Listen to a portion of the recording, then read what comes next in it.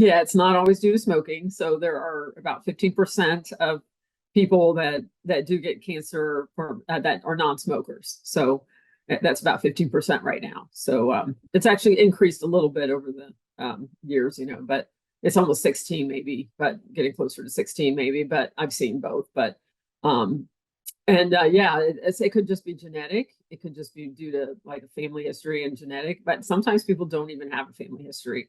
It could just be some kind of, mutation or something that developed or environmental. We hear a lot of, there's been radon.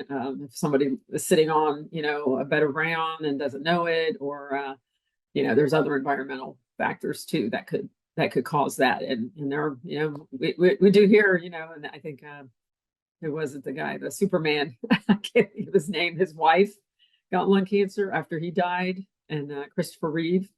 And his wife, Dana Reeve. And yeah, she was an example of someone that, didn't have a history, didn't smoke, and then died of lung cancer. Yeah.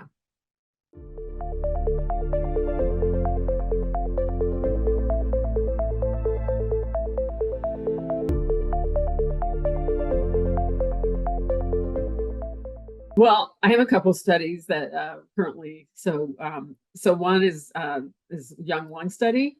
So you did mention age, and so I'm involved with this collaboration with University of Southern California, and it's an epidemiology of young lung study. So it follows up a genetic study that they did on young lung, and then I got involved toward the tail end of that. So we developed a 10-module risk factor survey that we actually tested, like we did it ourselves because we wanted certain questions in, and we didn't find anything that matched what we wanted. So we actually developed this 10 modules of different things, occupation and early life exposures, environmental, occupational. So there's a lot of different things that up to age 50. So we are looking at people up to age 50 because there has been a higher prevalence of younger people, like in their 20s, just going in and being diagnosed with stage 4 lung cancer. And often because they're young and they don't have the normal risk factors, because for them, they're probably more likely not to be smokers as well. And they're so young that nobody's thinking it's lung cancer. So by the time they find out, it's like they're in stage 4. And again, now they do have kind of similar mutations, a similar genetic profile. A lot of them do. So, which is good actually, because then you can target the treatment better. But so we're just looking, so we're taking that genetic component that we did, and we're trying to match that and see if we can find any lifestyle factors that are, that are associated. And I did present that at our World Lung Conference last year.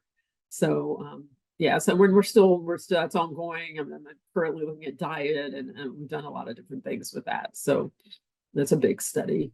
Yeah.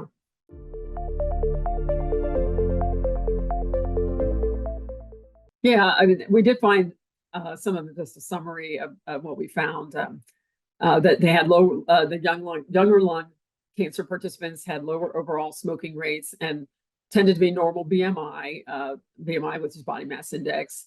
They had a higher prevalence of antihistamine and oral contraceptive usage, and more likely to have allergies during adolescence.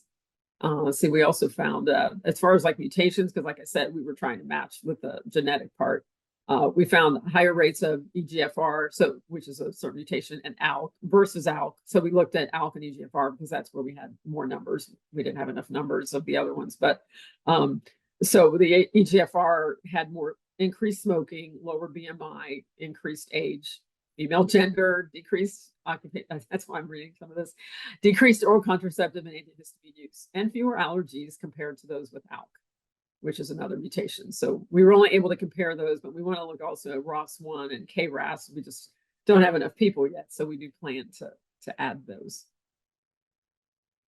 Yeah, so we're kind of concluding. I know that's a lot, but to conclude that, I mean, really, we are seeing that there are some associations with the mutations. And the reason for doing this is that, hopefully we can look at those lifestyle factors and even like physical activity and diet, which I'm just looking at now.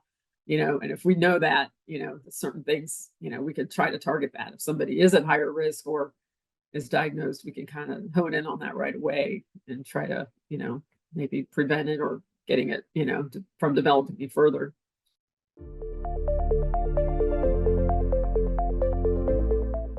I think right now, the stigma for lung cancer is smoking.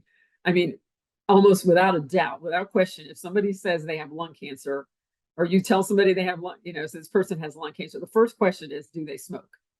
And that's what people normally ask. So it's kind of like, and that implies a little bit of a fault, oh, well, they smoke, so they brought it on themselves, but there's so many other factors. And not all people that smoke get lung cancer. I mean, really, it's like 10 or 15% of people that smoke get lung cancer. But everybody that has lung cancer, I mean, 90%, well, like I said, 85 to 90% have smoked or smoke, and so it doesn't mean because you smoke, you're going to get lung cancer. It's high risk, but you're at higher risk. It's just a stigma of like not trying to, blame people for their disease, and to say that there are, and we have a lot of evidence on lifestyle factors. I mean, diet, exercise. I mean, and it's not just, because you're healthier if you diet, eat a healthy diet or exercise. There are specific, it actually targets the actual cancer process. It stops some of those cancer processes when you eat healthier and when you exercise more. And I didn't mention the exercise study we're doing, which is also another study that we're starting. We don't have results yet, but we're looking at high risk smokers in the lung that come for lung screening, longtime smokers, and we're doing an exercise intervention with them, and we're going to see if that changes some of their markers of early markers, microbiome, some of that. And we have done a diet study too with black raspberries, so there's a lot of research on that, and we found some improvements with diet as well. So we're going to keep looking into those lifestyle factors.